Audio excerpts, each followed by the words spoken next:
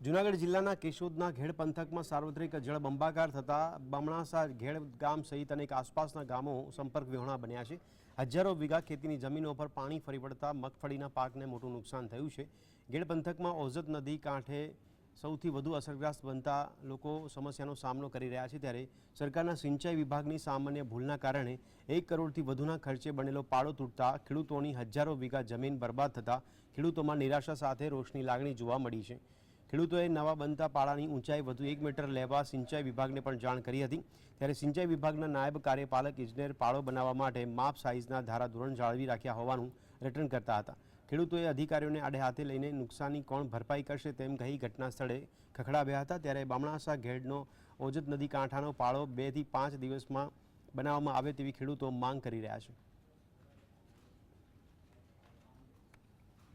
તો મોટા પ્રમાણમાં વરસાદી માહોલમાં એક બાજુ પાળો બનાવવાની સ્થિતિમાં સરકારની બેદરકારી જોવા મળી રહી છે। ત્યારે આ બેદરકારીને કારણે ખેડૂતોને રોવાનો વારો આવ્યો છે। ખેડૂતોને મસ્ત મોટું નુકસાન થવાનો વારો આવ્યો છે। ત્યારે મગફળીના પાકને સૌથી મોટું નુકસાન થઈ રહ્યું છે।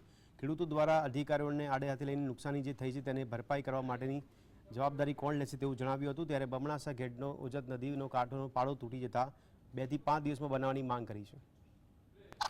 જૂનાગઢ જિલ્લાના કેશોદ તાલુકાના બામણાસા ઘેડ ગામે ઓજતની જે સમસ્યા છે પાળા તૂટવાની, હાલ આપણે બામણાસા ઘેડ ગામે ઉપસ્થિત છીએ। ત્યારે એવી પરિસ્થિતિ નિર્માણ થઈ છે કે સિંચાઈ વિભાગ દ્વારા જે પાળો બનાવવામાં આવ્યો છે 1 કરોડ ને 34 લાખનો આ પાળો સંપૂર્ણપણે ધ્વસ્ત થયો છે।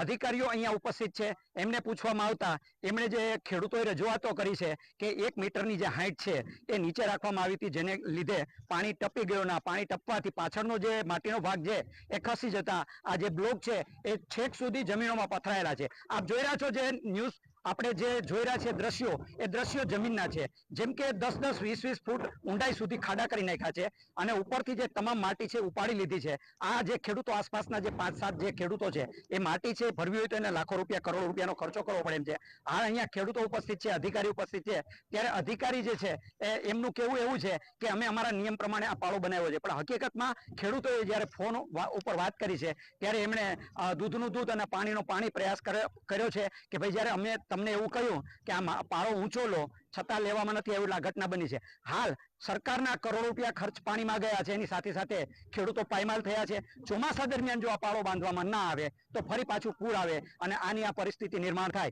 હાલ ખેડૂતોની રજૂઆતો એવી છે તાત્કાલિક ધોરણે બોરીબંધ પાળા બાંધવામાં આવે, કારણ કે અહીંયા આસપાસમાં કોઈ મોટા વાહનો નીકળી ન શકે, એટલે તાત્કાલિક ધોરણે મજૂરોથી બોરીબંધ પાળા બાંધવામાં આવે તેવી રજૂઆત છે। હાલ એ રજૂઆતો ચાલી રહી છે। ત્યારે આ જે મોટો જે સરકારની સિંચાઈ વિભાગની ગફલત છે એ બહાર આવી છે અને જેને લઈને હજારો વીઘામાં પાણી ફરી વળ્યા છે। આસપાસના ગામડાઓ છે પાણીથી તરબોળ છે। ત્યારે આવી વારંવાર સમસ્યાઓ છે। ખેડૂતની એક જ માંગ છે કે નદી